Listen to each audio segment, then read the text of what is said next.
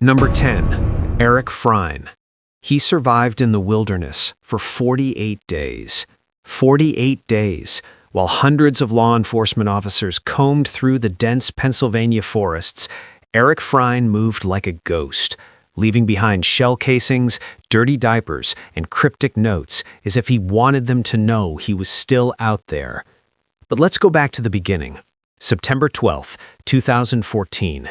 It was just after 10:30 p.m. at the Blooming Grove State Police Barracks in Pike County, Pennsylvania. Corporal Brian Dixon II had just ended his shift. He stepped outside into the cool night air and was shot dead before he could take another breath. Trooper Alex Douglas was critically wounded beside him. The shooter? Already gone. Vanished into the tree line like he'd never existed. The investigation that followed became one of the largest manhunts in Pennsylvania history. Frein was not a random drifter. He was a self-trained survivalist, a man who had spent years practicing ambush tactics, studying military history, and reportedly harboring a deep, calculated hatred for law enforcement. Neighbors described him as quiet, intelligent, disturbingly methodical. He had reportedly told acquaintances years earlier that he wanted to cause a real incident and bring a state police response. He made good on that promise. For nearly 6 weeks, schools were locked down, residents lived in fear, officers searched caves, abandoned structures, and miles of rugged backcountry, all while Frein watched from the shadows. Investigators found his campsites, still warm. They found his writings. They found evidence of a man who was utterly calm while the world burned around him. He was finally captured on October 30th, Halloween Eve, discovered hiding in an abandoned aircraft hangar. He offered no resistance. He simply looked up as if he'd decided the game was over. At trial, Frein showed little emotion. He was convicted of first-degree murder and sentenced to death in 2017. Pennsylvania's death row is no ordinary place, but Erich Frein's documented anti-government ideology, tactical training, and demonstrated willingness to execute law enforcement officers in cold blood marked him as a uniquely dangerous ideological threat. His case sent shockwaves through the law enforcement community, triggering a national conversation about ambush-style killings targeting police. He sits on death row today, still calm, still quiet. And here's the thing that still unsettles investigators who work the case. Frein had a list. He had planned additional targets. Brian Dixon was not meant to be the last. What kind of man plans a war, alone in the woods, and nearly wins it? The next man on this list didn't need a forest to disappear. He built his own world inside a prison and ruled it. Number 9. Richard Wayne Snell. Most people have never heard his name. That's exactly how he wanted it, until the very end. Richard Wayne Snell wasn't a serial killer in the traditional sense.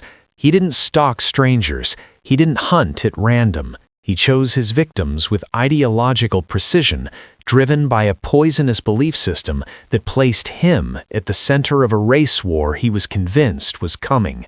In 1984, Snell shot and killed Stumpy Cheatham, a black pawnshop owner in Tarcoxana, Arkansas, a man who had done nothing more than open his business that morning.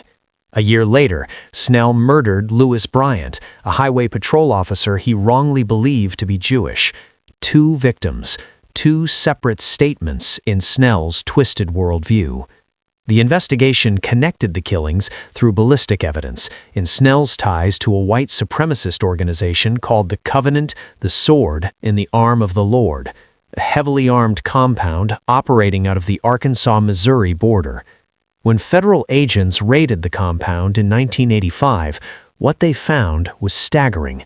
Weapons caches, military-style fortifications, and blueprints for domestic terrorism that most Americans had no idea existed in their own backyard. Snell was arrested, tried, and convicted. He was sentenced to death. But here's where history takes a turn that no screenwriter would dare invent. Richard Wayne Snell was scheduled to be executed on April 19, 1995. As he sat in his final hours, he reportedly told witnesses he believed something big was going to happen that day, something that would shake the country, something that would justify everything he stood for. On that same morning, April 19, 1995, Timothy McVeigh detonated a truck bomb outside the Alfred P. Murrah Federal Building in Oklahoma City. 168 people died. It was the deadliest domestic terrorist attack in American history at that time. Snell watched the news coverage from his cell, according to witnesses. He smiled. He was executed that evening. His last words were a warning directed at the governor of Arkansas that retribution was coming. Whether Snell had foreknowledge of Oklahoma City has never been conclusively proven, but investigators noted the ideological overlaps between Snell's network and McVeigh's influences with deeply uncomfortable specificity. Some threads were never fully pulled. He died believing he was a soldier in a war most Americans didn't know was being fought. What's more disturbing, a man who commits murder for ideology, or a man who dies smiling because he thinks someone else finished the job? The next name on this list started younger, thought bigger, and left a trail that stretched across an entire city. Number 8. Thomas Silverstein. There are men who are sent to prison, and then there are men who become the prison. Thomas Silverstein arrived at the federal penitentiary system as a young man convicted of armed robbery. He was dangerous, but manageable, or so the system believed. What unfolded over the next several years would fundamentally change how the United States government thinks about solitary confinement, prison violence, and the limits of incarceration itself. Inside the walls of USP Leavenworth and later USP Marion, Silverstein rose through the ranks of the Aryan Brotherhood, one of the most violent prison gangs in American history. He didn't just join the Brotherhood, he became one of its most feared enforcers. In 1980 and 1981, Silverstein was convicted of murdering 2 fellow inmates. The killings were methodical, calculated. They were not crimes of passion, they were transactions. Then came September 27, 1982. Correctional Officer Merle Klutz had a reputation for being hard on inmates, particularly on Silverstein. According to accounts, there was a long, simmering conflict between the two.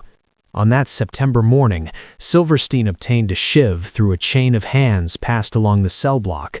When Officer Klutz came to escort him, Silverstein struck. He stabbed Klutz over 40 times. Inmates along the cell block reportedly cheered. Less than 2 months later, another officer, Robert Hoffman, was killed in a separate attack by an Aryan Brotherhood associate. The response from the federal government was swift and unprecedented. Marion became the first control unit prison in the United States, a forerunner to the Supermax model. Inmates were locked in their cells 22 to 23 hours a day. All programming was suspended. It was, in effect, a prison inside a prison. And Thomas Silverstein was placed under a special designation that would define the rest of his life: no human contact. For decades, Silverstein was kept in near total isolation. No congregate meals, no group movement. Guards were instructed to minimize all interaction.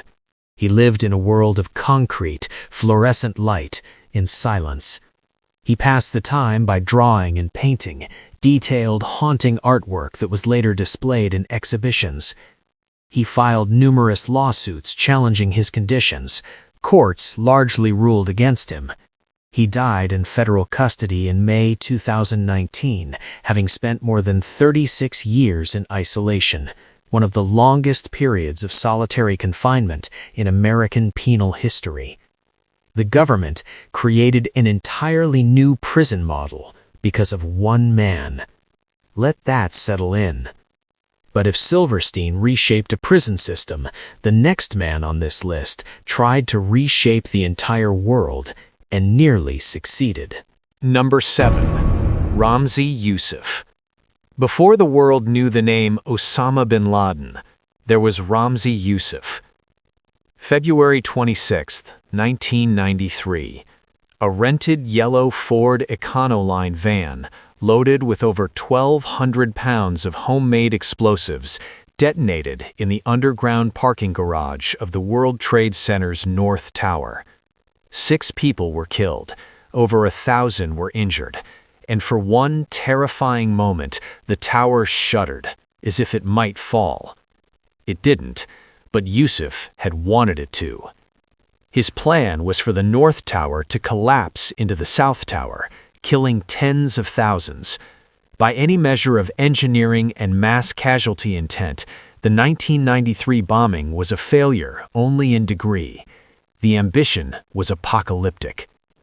Yousef was born in Kuwait to a Pakistani father and is believed to have trained in Afghanistan during the height of Mujahideen activity.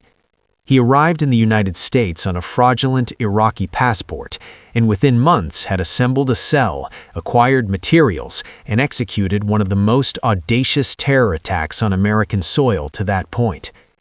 He fled the country hours after the bombing. What followed was a 2-year international manhunt that took investigators through Europe, Southeast Asia, and South Asia. During that time, Yousef was not hiding, he was planning. He developed Op Plan Bojinka, a staggering conspiracy to simultaneously bomb 12 U.S. airliners over the Pacific Ocean. Had it succeeded, the death toll could have reached thousands. A fire in a Manila apartment in 1995 accidentally exposed the plot. Yousef fled, again. He was captured in Islamabad, Pakistan in February 1995 and extradited to the United States. The DEA agent who flew with him back to America reported that as their helicopter passed the Manhattan skyline, the Twin Towers still standing, Yousef looked out the window and said quietly that they would have come down if he had just had a little more money. He was convicted in 1997 and sentenced to 240 years in federal prison, with an additional life sentence for the Bojinka plot. He was sent to ADX Florence, the most secure prison on American soil. His uncle, Khalid Sheikh Mohammed, who would later become the architect of September 11th, visited Yousef in the Philippines while the Bojinka plan was being developed. The family tree of catastrophe runs deep. Some investigators believe Yousef's tactical thinking directly inspired the eventual 9/11 attacks. He looked at the towers twice, once in ambition, once through a helicopter window, and neither time did he look away with regret. If Yousef dreamed in blueprints, the next man on this list dreamed in manifestos, and he built them by hand. Number 6. Ted Kaczynski. He mailed death. For 17 years, a man living in a 10 by 12-foot wooden cabin in the Montana wilderness constructed bombs from hand-gathered materials and sent them, one by one, through the United States Postal Service. 3 people were killed. 23 were injured. Packages arrived at universities, airlines, and corporate offices, each one a puzzle built with disturbing precision. The FBI called him the Unabomber. His case became one of the longest and most expensive investigations in Bureau history. Theodore John Kaczynski was, by every academic measure, brilliant. He enrolled at Harvard at 16. He earned a doctorate in mathematics from the University of Michigan. He held a faculty position at UC Berkeley, and then, without warning or explanation, resigned and disappeared. What his colleagues didn't know was that Kaczynski had already begun his private war against modern industrial society. His first device was mailed in 1978. Over the next 2 decades, the packages grew more sophisticated, more deadly, and more carefully constructed to evade forensic detection. The FBI assembled one of its largest task forces, Unabomber, dedicating thousands of man-hours to the case. linguistic analysts, behavioral scientists, engineers, all of them chasing a man they could not see. In 1995, Kaczynski made a demand: publish his 35,000-word manifesto, Industrial Society and Its Future, or he would continue killing. After intense debate, the New York Times and the Washington Post complied. That decision led to his capture. His brother, David, read the manifesto and recognized the writing style, the patterns of thought, the specific turns of phrase. He contacted the FBI. It was, in many ways, one of the most painful acts of loyalty to society ever recorded, a brother turning in his brother to stop the killing. Kaczynski was arrested in April 1996 at his Montana cabin. Inside, investigators found a fully assembled bomb, a manifesto journal, and meticulous records of his attacks.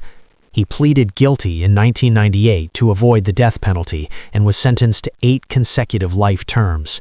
He was sent to ADX Florence, where he reportedly engaged in intellectual debates with other high-profile inmates, including, according to some accounts, the Unabomber corresponding through the prison system with Timothy McVeigh. 2 men, both at war with the American government, both convinced they were right. Kaczynski died in his cell in a federal medical facility in June 2023. He was 81. He never recanted, not once. Here's what continues to haunt researchers.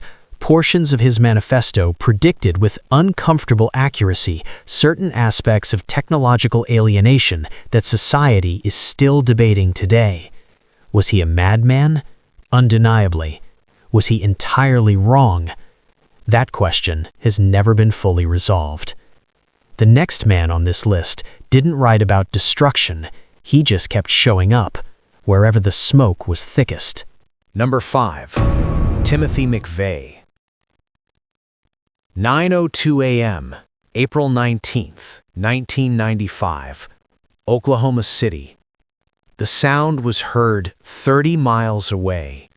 A rental truck carrying a homemade bomb, a device constructed from ammonium nitrate fertilizer and nitromethane, detonated outside the Alfred P. Murrah Federal Building.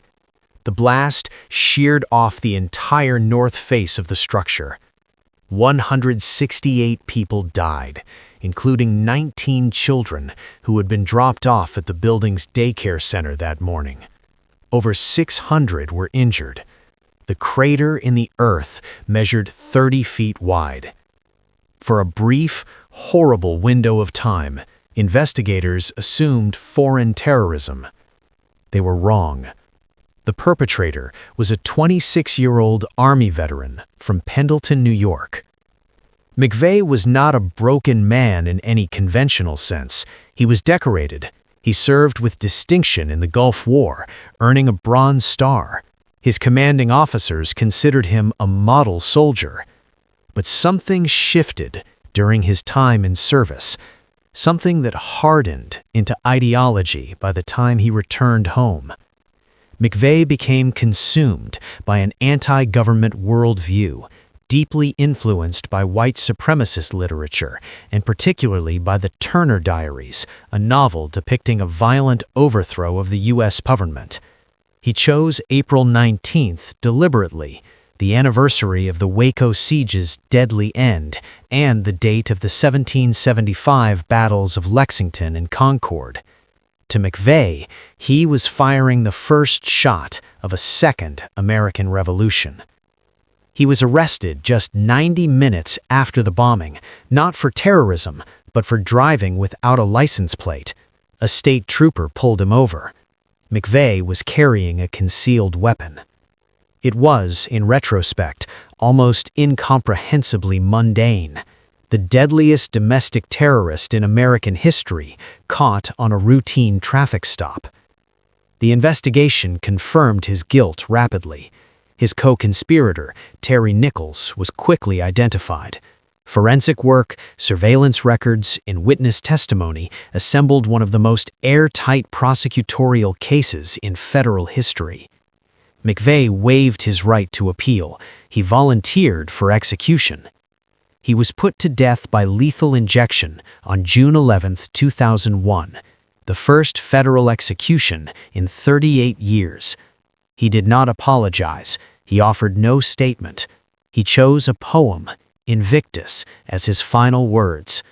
I am the master of my fate. I am the captain of my soul. 3 months and 1 day later, September 11th happened. McVeigh never lived to see the attacks he may have helped inspire, ideologically, tactically, spiritually, in the men who came after him. Investigators still debate how wide his network truly ran. Some believe Terry Nichols didn't act alone in the support structure. Some threads, even now, remain unverified. 168 people, 19 children, and a man who died believing it was worth it. The next entry is different. No manifesto, no ideology, just a body count that made veteran homicide investigators request transfers. Number 4. John Wayne Gacy. There are killers who were caught because they make mistakes, and then there are killers who were caught because eventually the earth itself refuses to keep their secrets. John Wayne Gacy was by every observable measure a pillar of his community. He ran a successful construction business in Des Plaines, Illinois. He hosted neighborhood barbecues. He dressed as Pogo the Clown and performed at children's parties and fundraisers. He had photographs with the First Lady. He was on neighborhood association boards. He was, in the language of everyone who knew him, a good man. Between 1972 and 1978, John Wayne Gacy murdered 33 young men and boys. He buried 26 of them beneath the crawl space of his own home. The investigation began not with a mountain of evidence, but with a missing teenager. 15-year-old Robert Peast had told his mother he was going to speak with a contractor about a summer job before coming home. He never came home. The contractor's name, John Wayne Gacy. Police initially found little to work with. Gacy was charming, cooperative, and credible. But detectives noticed small inconsistencies, a faint, persistent odor in his home that Gacy attributed to moisture and mold, and pushed for a search warrant. What they found changed them permanently. Investigators who entered that crawl space described what they encountered in terms that decades of courtroom testimony could barely contain. The scope of what Gacy had concealed for years beneath the floor of an ordinary suburban home shattered frameworks that even experienced homicide detectives relied upon. At trial, Gacy's defense pursued an insanity argument. He was convicted of all 33 murders, the largest number of convictions in a single criminal trial in American history at the time. He was sentenced to death. At death row, Gacy painted prolifically. His work, much of it featuring clowns, self-portraits, and pop culture figures, sold for thousands of dollars. It generated outrage from victims' families and a cultural debate about the commodification of evil that continues to this day. He was executed on May 10, 1994. But here is what still haunts the case. Not all of his victims have been identified. In 2021, advances in DNA technology allowed investigators to identify remains that had gone unnamed for over 4 decades. As of this script, several of Gacy's victims remain officially unknown, young men whose families may still have no idea what happened to them. The house on Summerdale Avenue was demolished. The lot sat vacant for years. Some neighborhoods, once marked, never fully recover. What comes next is a case that wasn't just about murder, it was about a system of power and how long it can hide in plain sight. Number 3. Larry Hoover. He never pulled a trigger in the crimes that put him in a supermax. He didn't have to. Larry Hoover's story begins in Chicago's Englewood neighborhood in the 1960s, where a teenage boy built something from scratch. Loyalty, structure, hierarchy, in an environment that offered almost none of those things through any conventional channel. By the early 1970s, Hoover was a co-founder of the Gangster Disciples, a street organization that would eventually spread into one of the most expansive criminal networks in American urban history. In 1973, he was convicted of murdering a drug dealer and sentenced to 150 to 200 years in Illinois State Prison. But here is where the story becomes something that challenged the very definition of what incarceration is supposed to accomplish. From behind bars, Hoover allegedly continued to run the Gangster Disciples, not loosely, with organizational precision. The gang metastasized throughout the 1980s and 1990s, evolving into a corporation-like structure with enforcers, street-level distribution, geographic territories, and revenue streams. Federal investigators estimated the network generated tens of millions of dollars annually in drug sales. They also tallied the violence associated with those operations in a body count that stretched across multiple cities and states. In 1997, the federal government stepped in. Hoover was convicted in federal court of drug conspiracy and continuing criminal enterprise, charges built on evidence that he had directed operations from his Illinois prison cell. He was sentenced to 6 additional life terms and transferred to ADX Florence, where his ability to communicate and command would be surgically restricted. His case fundamentally influenced how federal prosecutors approach gang leadership prosecutions, the understanding that a prison cell is not, by itself, a barrier to criminal authority. In 2020, a campaign for Hoover's sentence commutation emerged publicly, with several prominent figures in music and entertainment lending their voices. Supporters argued rehabilitation, age, and changed circumstances. Prosecutors and law enforcement pushed back with equally firm accounts of the human cost attached to his leadership. As of 2024, Larry Hoover remains at ADX Florence. His case poses a question the justice system has never fully answered. At what point does a man's reach become more dangerous than his hands, and how do you imprison that? The debate over his legacy is not academic. In Chicago, in neighborhoods shaped by the Gangster Disciples expansion, families carry that debate in grief they cannot set down. Number 2 committed his crimes in silence over years, in a way that forced law enforcement to invent entirely new categories of evil just to describe him. Number 2, Gary Ridgway, the Green River Killer.